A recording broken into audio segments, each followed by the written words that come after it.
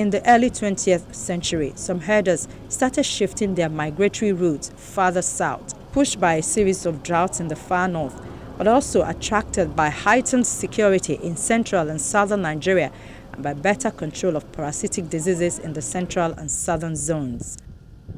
Nigeria's far north is arid and semi-arid with a long dry season from October to May and low rainfall between 600 and 900 millimeters from June to September.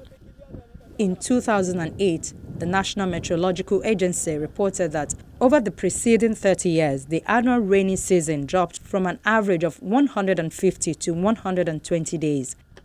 In the last 6 decades, over 350,000 square kilometers of the already arid region turned to desert or desert-like conditions, a phenomenon progressing southward at the rate of 0.6 kilometers per year.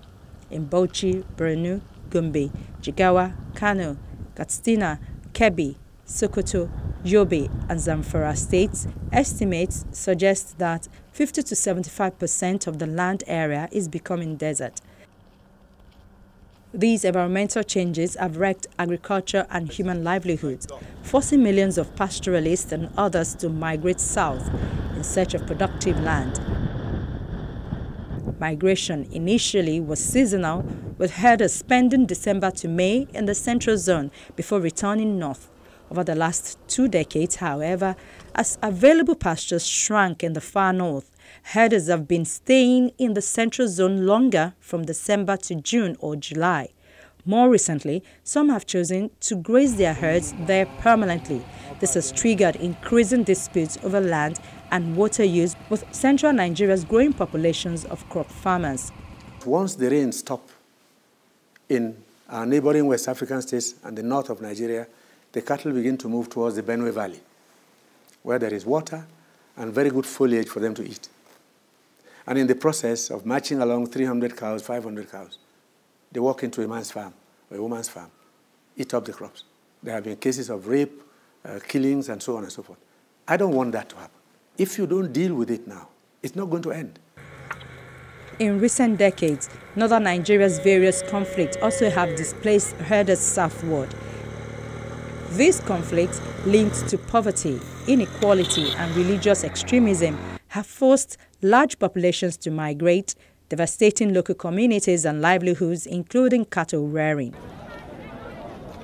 In Borno State, the Miyetti Allah Cattle Breeders Association claims association members lost over 1 million cattle to the Boko Haram insurgency. The economic losses and insecurity have compelled many herders to move south. And our problem is even further complicated by the fact that some of these cows are not even from Nigeria. In spite of the 19 million here, we have cows marching in from Chad, Niger Republic, sometimes as far away as Burkina Faso, in search of grass, in search of water. There is even a myth about the water and the grass of the Benue Valley. The herdsmen just believe that in the dry season, if you can move your cows there, they have greater fertility, they have better feed, and it's not entirely unscientific. So the cows come from Taraba, from Adamawa along that river Benue, through Taraba to Benue, to Agatu, where the water pours into, and Lokoja, water empties into the river Niger. The place is very lush with very good grass. And the herdsmen they don't even understand what you mean by states.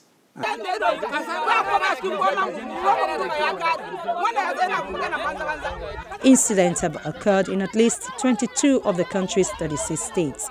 According to one report, in 2016, over 2,000 people were killed and tens of thousands displaced in Benue and Kaduna states alone. According to another, incidents involving herders accounted for 44% of all fatalities in the country in 2016. The economic toll has also been huge. According to a 2015 study, the federal government was losing $13.7 billion in revenue annually because of herder-farmer conflicts in Benue, Kaduna, Nasarawa, and Plateau states. The study found that, on average, these 4 states lost 47% of their internally generated revenues.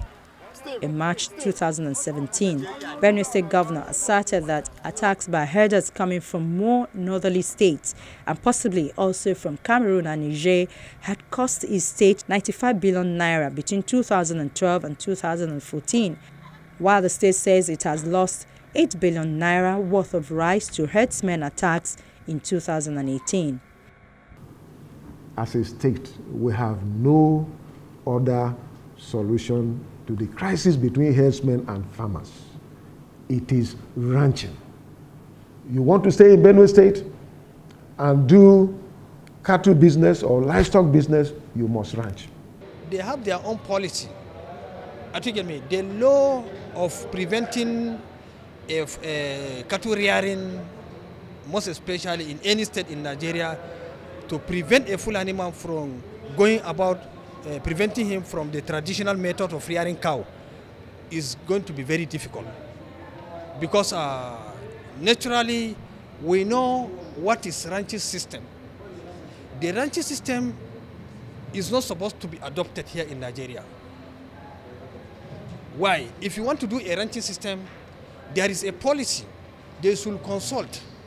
We have to change our local breed of animal that we have here in Nigeria. The newly inaugurated National Food Security Council warned that the deadly clashes between farmers and herdsmen could get worse in 2019 if efforts are not intensified to create ranches or provide better security against rustling in the country. 40 years we didn't do much about cattle. We also forgot that cattle contributes 6% to GDP. The cheapest way of rearing cattle is by wandering around with them, as you see now. If you go into a ranch, it's not cheap. And government cannot subsidize cattle rearing here like they do in Europe, where they subsidize every cow with 6 euros, which is about 2,400 naira. We can't afford that. So the thing is to create those ranches, move the cows in, and the herdsmen are prepared to pay tax to support the program. If we don't do it, next year will be worse than this year, I assure you. Notice that if you are talking about farmers' herdsmen crisis, you have to train a specialized group of security outfit to handle those issues. It's not to concentrate on conventional security. So there is a recommendation before Mr. President for the employment and training of agro rangers. And what we are still appealing to Mr. President is to hasten the process so that it can help solve some of the problems that we have in various states about conflict between farmers and herdsmen.